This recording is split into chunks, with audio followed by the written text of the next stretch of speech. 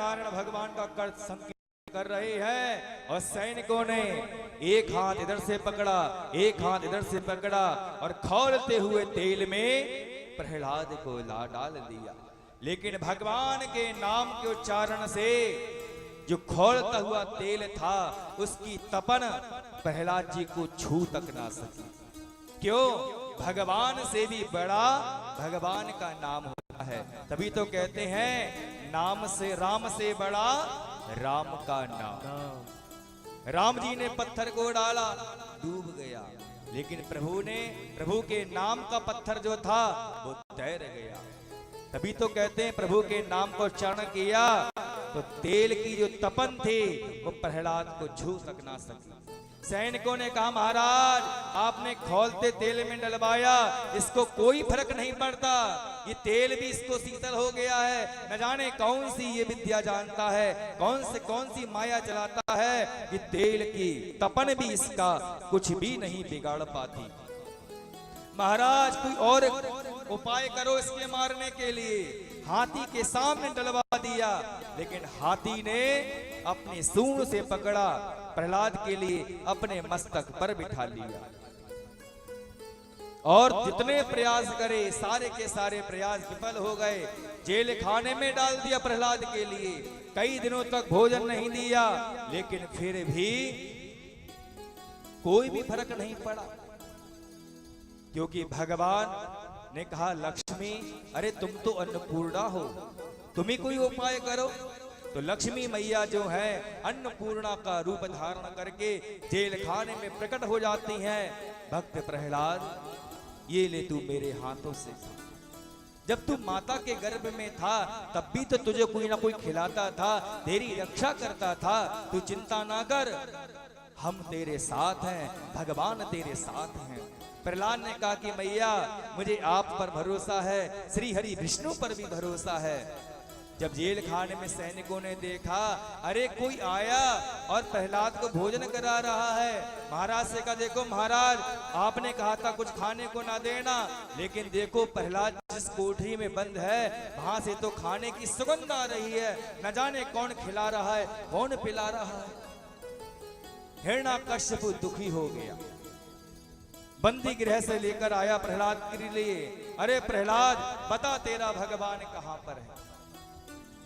मैंने तेरे भगवान के लिए नीचे से लेकर सारे लोकों में ढूंढा, पूरब से लेकर पश्चिम तक, उत्तर से लेकर दक्षिण तक ढूंढा, लेकिन तेरा भगवान मुझे कहीं नहीं दिखाई दिया। अभी भी समय है, तुझे इतने कष्ट दिए गए लेकिन तेरा विश्वास डगमगाता नहीं है। हाथी से तुझे को चलवाया, खौलते तेल में डाला, पहाड़ से नीचे गिराया, जेल खाने में बंद किया, इतने दिनों तक भूखा रखा, लेकिन तुझे कोई फर्क नहीं पड़ता। प्रहलाद की भक्ति हम लोगों की तरह नहीं है। रास्ते में जा रहे थे, सावन के सोमवार का व्रत रखते रखते एक बार गलती से ध्यान भटका, ठोकर लग गई, लोटा कहीं हम कहीं, गलती हमारी देखकर नहीं चलते थे, लोटा हाथ में लिया, भगवान पे सारा दोष मर दिया। अरे सोमवार के व्रत रखे सावन के, लेकिन फिर भी आप हमारी रक्षा नहीं करते। हो गई आपकी पूजा, आप हमारी रक्षा नहीं कर सकते। सावन में जो जल चढ़ाते थे बंद कर दिया, गलती खुद की, देखकर नहीं चलते थे, मन की बात नहीं हुई तो भगवान के मंदिर के द्वार बंद कर दिए। कई लोगों को देखा, हमारा बच्चा बीमार था, इतनी दवाई कराई, इतनी गोली कराई, इतनी पूजा कराई, बच नहीं पाया। भगवान जब हमारे परिवार की रक्षा नहीं कर सकते, हो गई पूजा अर्चना, हो गया संबंध खत्म, ना आप हमारे भगवान ना हम आपके भक्त हैं। मंदिर को बंद कर देते हैं, भगवान तक को सजा दे देते हैं। आजकल के कलयुग के थोड़ी सी कष्ट क्या आ जाए जीवन में, भगवान से रिश्ता खत्म। लेकिन प्रहलाद को देखो, प्रहलाद भी कह सकते थे खौलते तेल में डाला जा रहा है, वो भगवान कहां?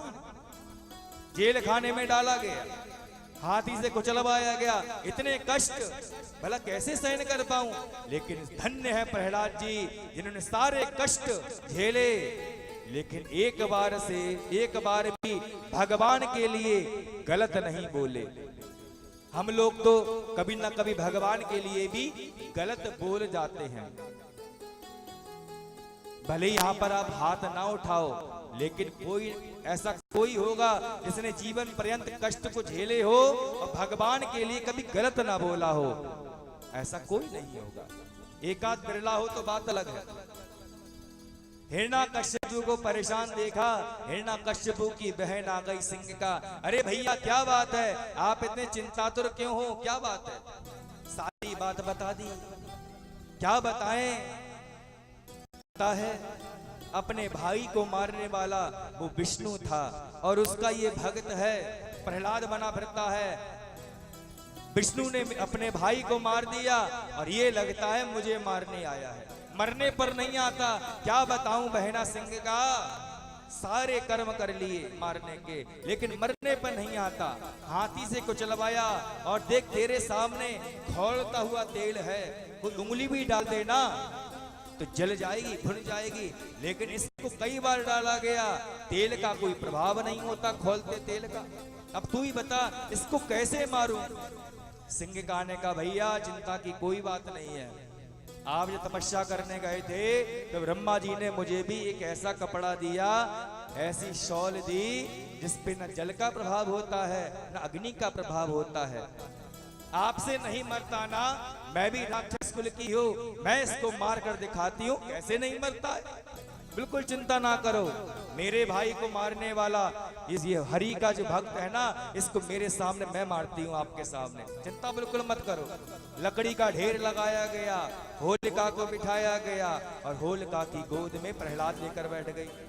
होलिका जो थी सिंह का वो लेकर बैठ गई, किसके लिए? प्रहलाद के लिए। सेवकों को आज्ञा दे दी, जैसी सेवकों को आज्ञा दी सबने आग लगा दी, नीचे आग जल रही है, गोद में सिंह का के कौन बैठे हैं? प्रहलाद। मन में विचार किया, अरे हो ना हो ये मेरे बेटे के समान ही तो है, जिस प्रकार मेरा बेटा मेरी गोदी में बैठता है उसी प्रकार ये भी तो मेरे भैया का बेटा है, मेरी गोदी में बैठा है। बुआ भी तो माता के समान होती हैं, और अगर मैंने आज इसको मार दिया, ये तो माँ समझकर मेरी गोदी में बैठ रहा है, अगर आज मैंने इसको मार दिया तो माँ का तो स्वरूप ही कलंकित हो जाएगा। कौन कहेगा कि माता कुमाता नहीं होती है? सब कहेंगे माता भी कुमाता होती है, तभी तो प्रहलाद को मार दिया। मेरे इस कृत्य से माँ का शब्द ही कलंकित हो जाएगा। वैसे ही राक्षस कुल में मेरा जन्म हुआ, राक्षसी कुल में हुआ, सारे काम मैंने आज तक अधर्म के ही किए हैं, लेकिन अगर मैंने प्रहलाद को मार दिया तो माँ का शब्द कलंकित हो जाएगा। मन परिवर्तित हो गया, अग्नि तेज हो गई, भड़कने लगी। जैसे ही हो सिंह के पास में आई, प्रहलाद के पास में जलती हुई आई, वैसे ही जो कपड़ा ओढ़ा हुआ था उस कपड़े को अपने ऊपर से उतारा और प्रहलाद को ओढ़ा दिया। अग्नि तेज हुई, वो सिंह का जलकर राख हो गई।